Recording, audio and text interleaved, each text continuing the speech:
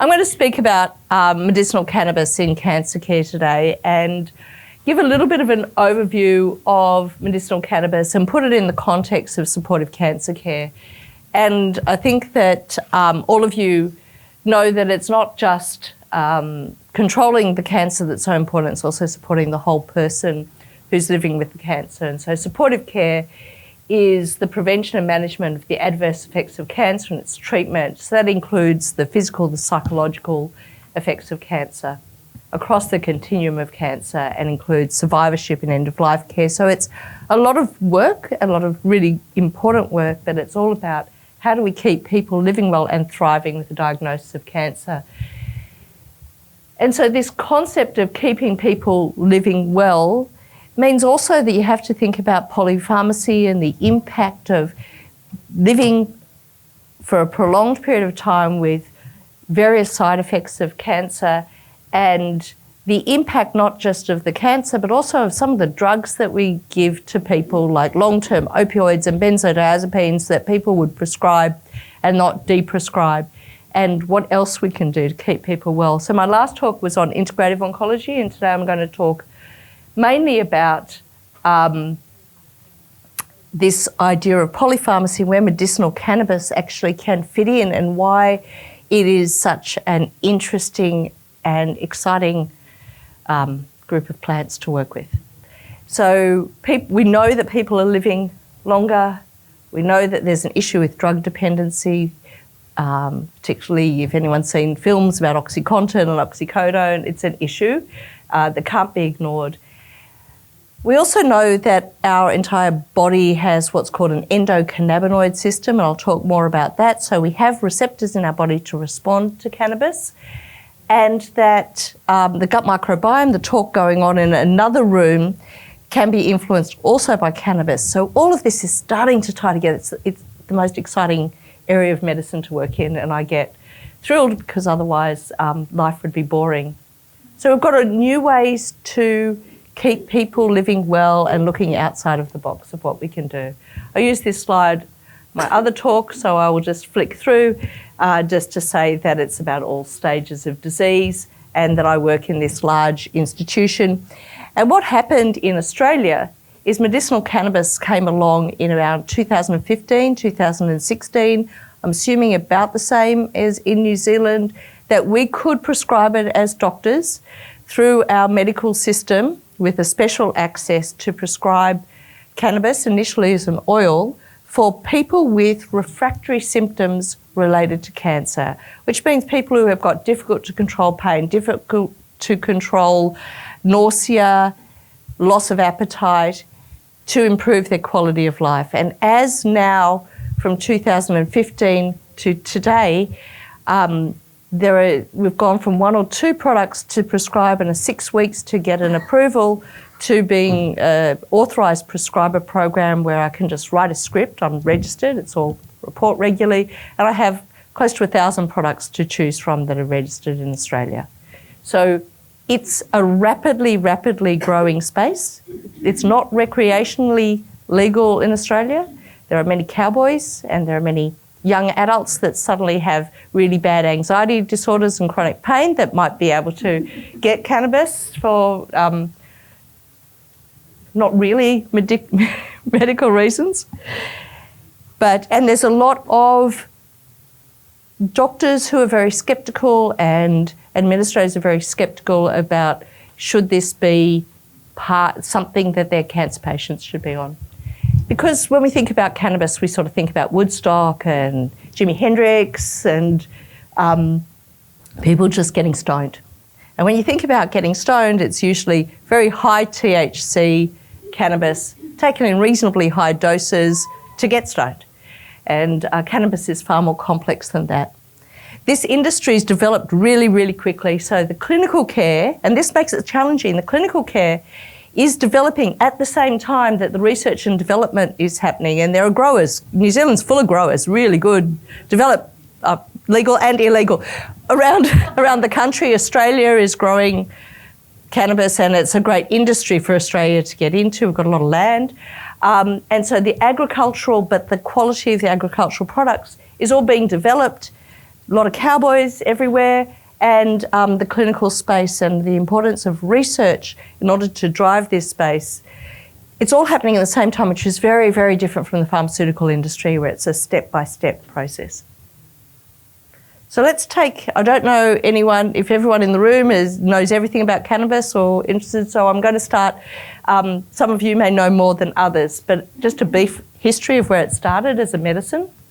We know that there are different cannabis species. There's actually 700 different varieties all around the world and growing for civilizations in various communities as a medicine, and is also for hemp as a rope, as a source of protein, but it has been used medicinally for a very long time in different communities. And the first person that actually brought it into the Western world was a guy called William O'Shaughnessy, who was born in 1809, and in 1839 came back from India with some cannabis, and he started testing it. And he started testing it on dogs to begin with. In fact, you can get cannabis for dogs now as well. But it went on to the medical pharmacopoeia.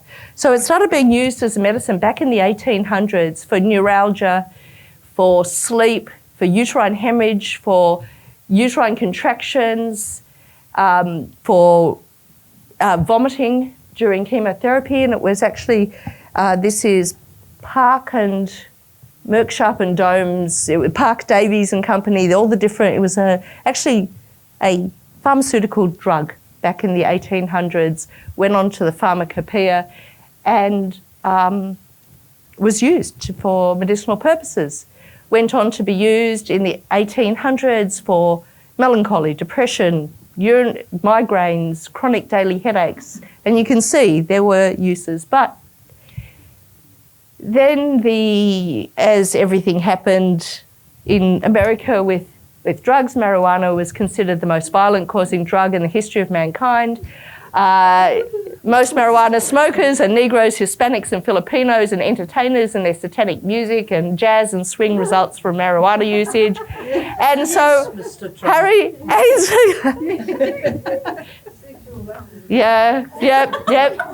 yes, caused white women to seek sexual relations with Negroes. And so basically they banned it and it became a prohibited drug. In 1937, it became prohibited. And so then we had a pause. We had this up-and-coming medicine, and it was considered then a restricted, illegal drug to use. And there's all this controversy in stuff going on, is it because the nylon industry was growing and the hemp industry? And so we can discuss this for a long time as to why, if this was the true reason or if it was all because of this industrial revolution.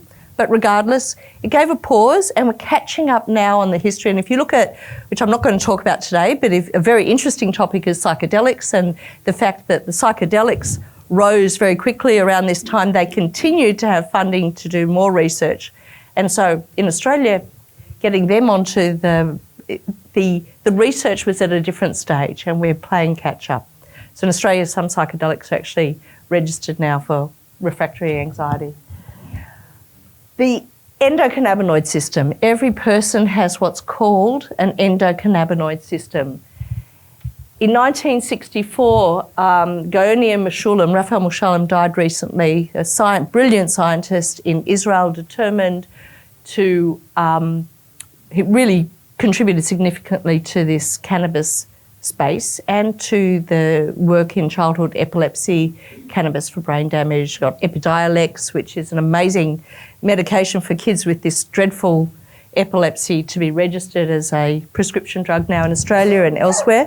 But in 1964, discovered THC. What is THC? Went on to the 1960s, a bit more research, and then a jump to the 1980s when they discovered that everybody actually has these receptors, CB1 and CB2, throughout their body. We were never taught this in medical school, but I finished medical school in 87, so maybe it was missed out. But and then found that we actually have something called endogenous cannabinoids. We produce neurotransmitters called anandamide, 2-AG, and there are some others as well. And these receptors are throughout our body. So the human cannabinoid system keeps our body in homeostasis, keeps you balanced. And you have the ability, if you're healthy and your endocannabinoid system as well, to not need anything exogenous outside of your body to come in, but actually keep your body in balance. It's a lot of our research, which I'm not going to talk much about today, but you've got these receptors throughout the body. The CB1 receptor, where THC, which is the psychoactive cannabinoids, CBD is not, and CBN are not psychoactive. They have effect, but not don't make you stoned.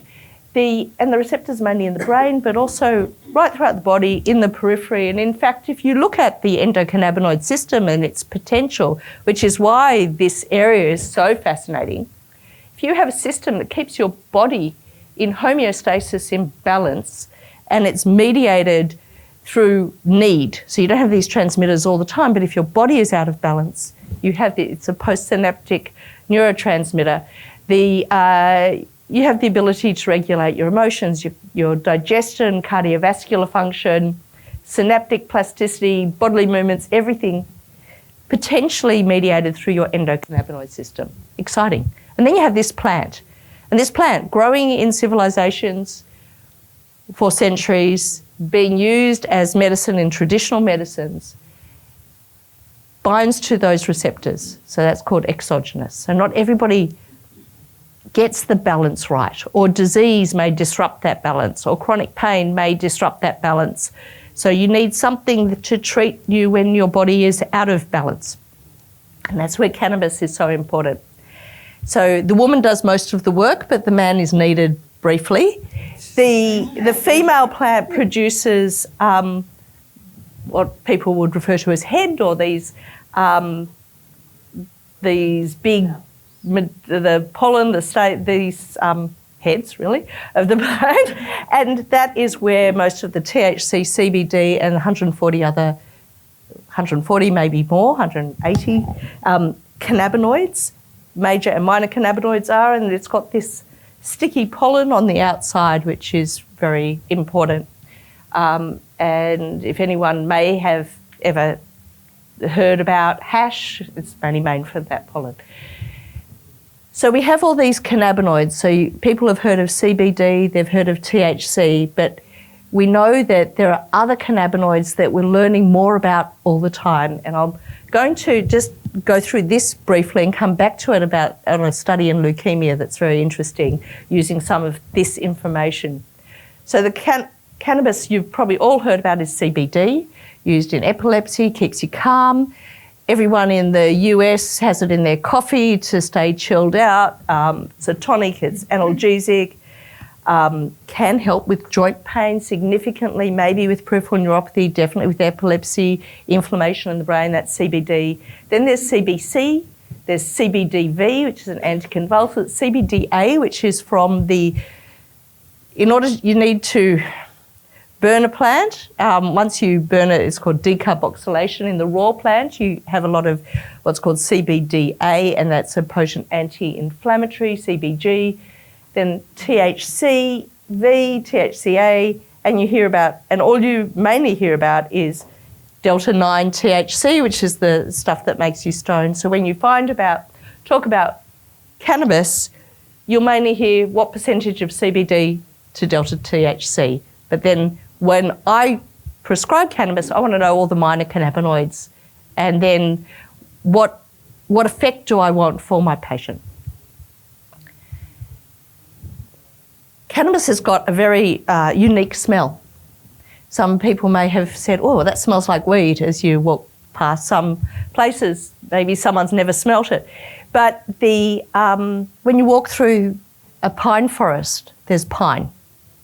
And those terpenes, the things that give it the smell, actually have medicinal properties. So people talk about forest bathing through pine forests, and it's very uplifting. So some cannabis may have more pine in it, pine needles smell, which is also may have an anti-inflammatory, antibacterial, uplifting effect. Beta-myrcene is very calming. Cannabis with more of these terpenes, so these terpenes, what gives it a smell, also have medicinal value. Linalool, which is from like lavender, which is calming and helps you sleep. So looking at So now when you prescribe, you're getting the cannabinoid profile, the minor cannabinoid profile, but also the terpene profile.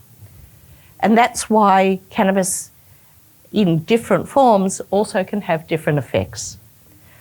So if you smoke cannabis, burn it and smoke it in a joint, it's really not good for your lungs and you shouldn't have it smoked. But it gets there very quickly, but it can irritate because the burning, the decarboxylation, very quick onset, very cheap.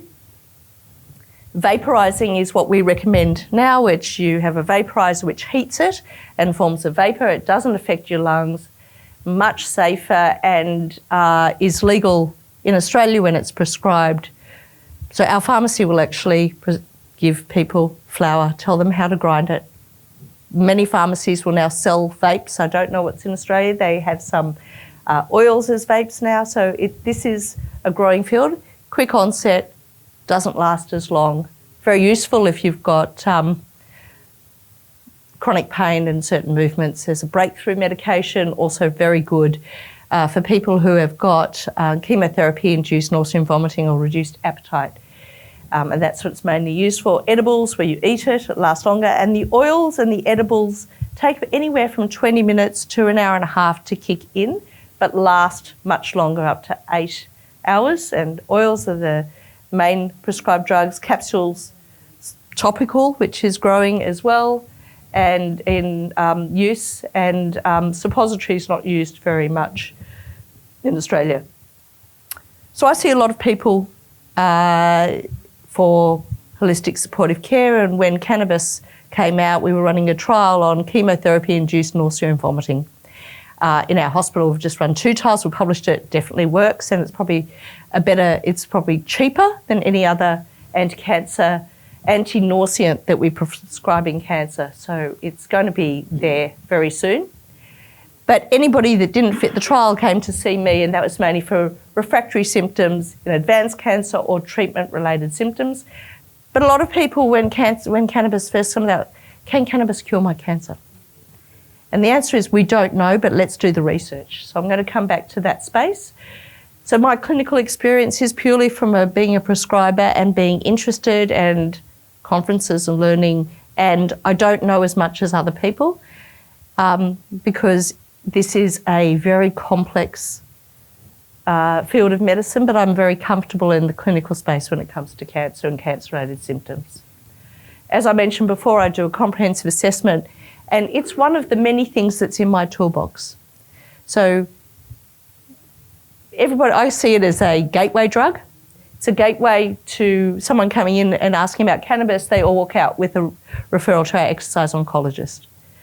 And so it's about empowering people to take control of their own health. And the beauty of medicinal cannabis is you self-titrate your dose. You have to work out what dose works for your endocannabinoid system that gives you the best symptom management without making you stoned. And it's a balance. And the idea is that we improve the symptom management so everybody can thrive, that you reduce polypharmacy. So I want to get people off opioids. I don't want people on long-term opioids unless they really need it. If you've got an acute fracture of your spine and you've got dreadful pain, you need to be on the right drugs that work for that. But then you've had radiotherapy and you stay on your opioids and you've got a little bit of chronic pain. How do we get that back? Ideally, no drugs at all, but reducing polypharmacy, integrating cannabis as part of whole person care, engaging patients in their own well-being, and developing a therapeutic relationship with people so that they can empower them to be using medicines and using, I work in integrative oncology, using exercise, meditation, yoga, what works for them, eating the right food, gut microbiome, all of that to empower people to be part of their own care. But let's go back to these refractory symptoms in advanced cancer. And so I'm on a study which is just closing and the paperwork is ridiculous, but our government gave us money to run a study to really look at can cannabis be prescribed safely? Can people adjust their dose appropriately? And do people get to a dose and then just stay on that dose? And so we did quite a large study, and it was really that safety piece across New South Wales. At the same time, it became so easy to get a prescription for cannabis that we didn't recruit to the numbers that we needed because it was unnecessary, really. But we're analysing the data now, and it was generally very safe. We wanted to look at the metabolites. We know that once you have cannabis in your system, it then develops metabolites, goes through the liver, not completely through the liver, some is absorbed straight into the bloodstream, and you get different metabolites, and those metabolites are the active component, and it takes, how long does it take for them to be excreted in your system? How do you detect them? All the drug tests, which one of the biggest problems in Australia is the drug testing for driving. You can't drive with any THC detected in your system, and cannabis is very lipophilic, binds to the fats in your body, in your bloodstream, so they can detect it for ages after you've had it. Does it impair your driving after 4 hours? It usually doesn't, but we haven't got the laws right yet. Hopefully you're better here. But you can test your metabolites in saliva and in urine, and those tests are but they're not legally binding. Can it help my symptoms related to cancer? So we know that people develop a lot of symptoms related to the cancer. I used the same slide in my last talk. And these symptoms occur in clusters. So if I look at treatments that can reduce polypharmacy and help their pain, their sleep, their appetite, their mood with one drug or with acupuncture, one treatment, I will go to that. And so it's working out how do you address the needs of that person. Actually, a lot of my patients who I've prescribed cannabis for their chemotherapy-induced nausea and vomiting during their acute chemotherapy will then say, this is the best thing I've ever had for my sleep, and now I'm feeling so much better, can I stay on it? And so, and they've self-titrated, they've started on a dose of 0.2 mils, which is commons, which is 2.5 milligrams. If it's a CBD THC 1-to-1 oil, is 2.5 milligrams of CBD and THC, and they will gradually increase their dose till they get a good night's sleep and not wake up stoned in the morning. And that's the way of adjusting it. For nausea, completely different. Find your right dose that the day before chemotherapy, the days of, and those few days after where you've still got the nausea, stay on the best dose 2 to 3 times a day that will keep your nausea at bay, and then you can stop it. And then just have it that day before the next bout of nausea.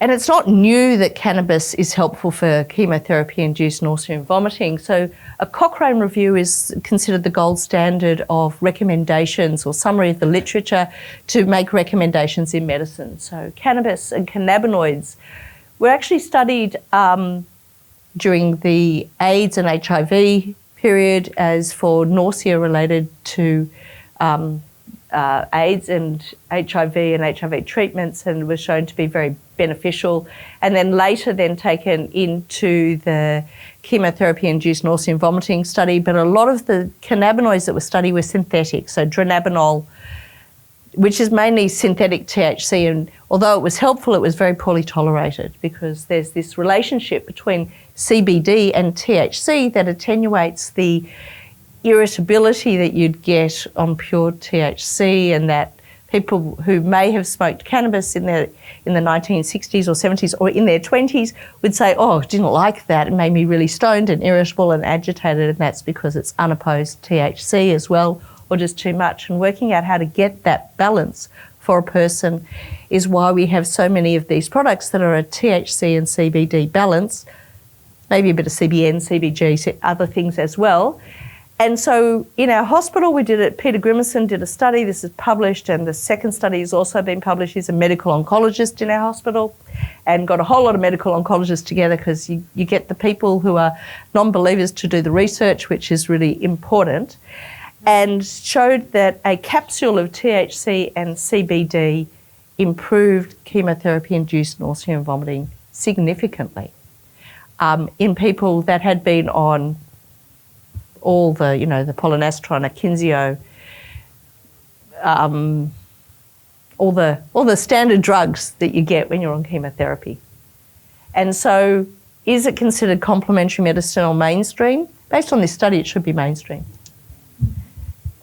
But we don't have enough evidence yet to make cannabis mainstream.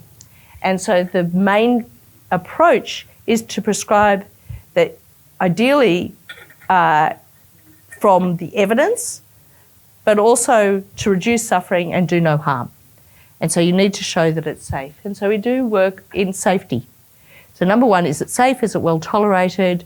Does it interact with any other drugs? So cytochrome P450, which is the main pathway, and cytochrome that's in the liver to metabolize a lot of chemotherapies and other drugs. We wanted to make sure that it doesn't interact, and it's mainly the CBD in high doses that interact. And so cannabis comes in a lot of different forms that we can prescribe, whether it's as a flower, in a capsule. It needs to be grown in this highly protected space, and we have a lot of very cool delivery systems available now. When I just looked at my prescribing, I wanted to know who I prescribe for and what symptoms I prescribe for. So I've analysed my own data to see that it's actually a broad range of cancers. There's multiple myeloma here. I have, since this, a lot more lymphoma patients on the study. But you can see the main indication was pain or multiple symptoms from cancer, because people don't have just one symptom. And this is when I had to report everything to the TGA, and sleep disturbances actually become one of the main reasons I often prescribe, and joint pain. Peripheral neuropathy, there's somebody in a wonderful group of researchers in Canada who are doing a study on CBD and peripheral neuropathy, and also looking at the gut microbiome, and is it being mediated through the gut microbiome or the endocannabinoid system. So we're also looking at local CBD creams and ointments for peripheral neuropathy, because if it doesn't cause any psychoactive effect, can that be of benefit? So it's an exciting process. We have a very regimented system for prescribing. Either we apply or we get an authorised prescriber, and we have to report regularly. And initially, really, and I work closely with the government, and I only work with cancer patients, but keeping the symptoms very much. I need to report why I'm prescribing it and who I'm prescribing it for. And finally, this really interesting space is, can cannabis control my cancer? I can talk a lot more about cancer, that's why I want to wait for your questions. But so people want to know, does it have an anti-cancer benefit? So we looked at brain cancer, totally not related to blood cancers at all, but it was where we were doing our research, this horrible tumour called a glioblastoma multiforme, very malignant, and ran a phase 2 randomised controlled trial. And the reason I'm showing this is because you can run really good research in this space. And we looked at, first of all, the tolerability of THC and CBD in 1-to-1 versus a higher dose THC to see, does it improve quality of life and does it improve people's sleep and function, and showed that the THC to CBD 1-to-1 ratio assisted people was better tolerated.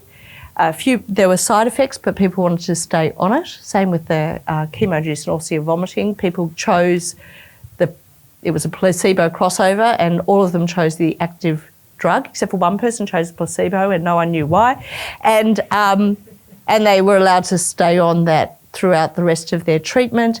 And even though they felt a little bit of dizziness or a bit off in the evenings, they said it was worth it and gave them good quality of life. And similarly with our study, we showed the benefit of a 1-to-1 THC CBD product on the quality of life, the sleep and quality of life. But as 2 years out from this study, over 50% of these people who normally wouldn't be alive are alive. And so we're looking at the why. GW Pharma is doing a really big study. They were GW Pharma, they've been bought out by someone in England, looking at the anti-cancer benefit of a really large cohort in England for this same tumour, doing a much better funded study than ours.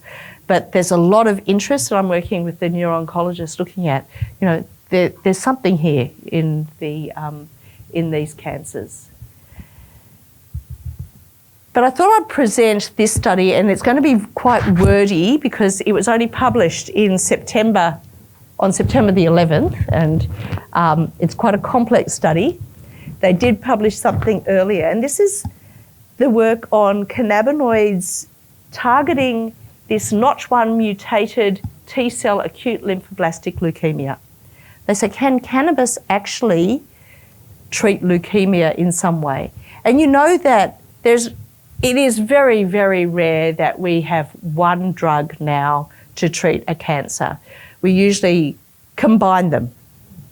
So we're using, same with the brain cancer, our medical oncologists want to combine cannabis plus maybe immunotherapy plus chemotherapy plus maybe a targeted agent, because we know that it's not, you don't just target one thing. But this study is very specifically targeting a mutation, Notch1 mutation, and looking at its impact on this, on the cancer cells. And I'm going to, and I said it's wordy because I just had to get my head around it, so I just pasted bits of information. I'll go through that with you. And this is their communication that they published a few months before, a year before, because it took them so long to get that last one published, on the anti-tumoral effect of cannabis on this specific T-cell acute lymphocytic leukemia. And they started off with saying this T-cell leukemia is an aggressive hematological cancer and it has very poor outcomes. I have one patient with this, so it is interesting, but I don't know if he's got a Notch1 mutation. But 50% of cases, and if you're in Dr. Morrison, is that his name? Talk on genetics, we know that there are different mutations are really interesting. If you can find a mutation and target it, that's going to change outcomes. So 50% of cases for this rare leukemia have this Notch1 driven transformation. This mutation, the receptor signaling pathway is activated through a series of proteolytic cleavages, etc., which translocates the nucleus where it promotes transcription to targeted genes. So this mutation is of interest.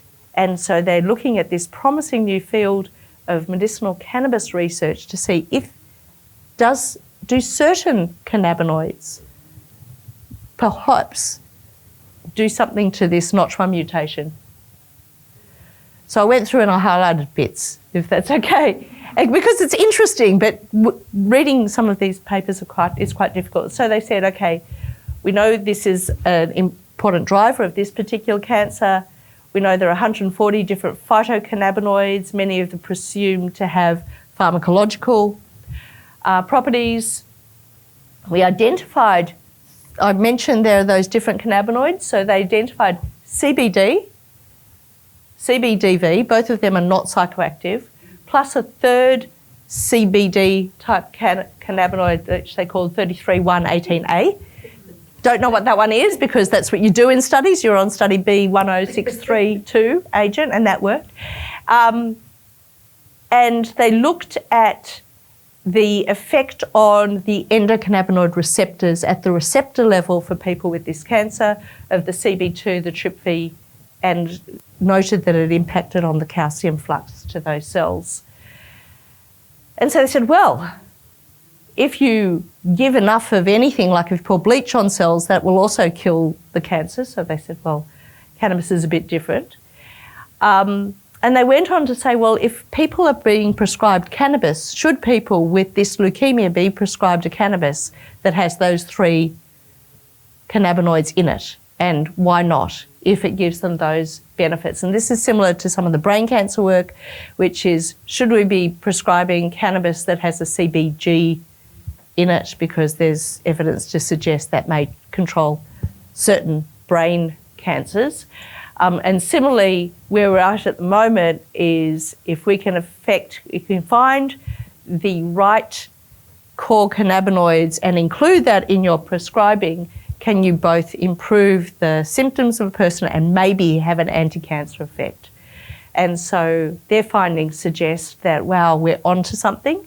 And this is run by a guy called Dedi Meiri. Dedi Meiri is a brilliant scientist. He's a crazily interesting human in the way he works. He's somebody who can look at big data and love it. So he runs a big lab at the place called the Technion in Israel. He comes out regularly. He's coming out to speak at the United in Compassion conference, cannabis conference in February in Australia. Very, very good conference. And we'll probably talk about this. And his work is all on cannabis and cancer. So that was exciting. And so where to from here? And as I roll up is that we know that medicinal cannabis research is really exciting. Medicinal cannabis is really exciting. There are a lot of cowboys out there, so people can get cannabis very, very easily, but do they get the right cannabis for the right indication? Do they get the right guidance is unknown. So we're reviewing how we prescribe. And if you review how you prescribe, I found that about 50% of my patients really find the benefit for the indication that I've prescribed for, but 50% don't. And so you need to get that right. Is it the product that I've prescribed? I just haven't chosen the right cannabis, and a lot of it is I've mainly only prescribe oils, and I only work with a few companies, and I prescribe it through my pharmacy, who don't want me to have 20, 30 different companies engaging in them, because it's limited. We need to understand how to prescribe it better and enable people to get good access and to manage the whole person and use it as part of our whole person care. We need to understand the mechanism of the endocannabinoid system. So our research that we're just about to publish, we've published one paper, we're publishing another.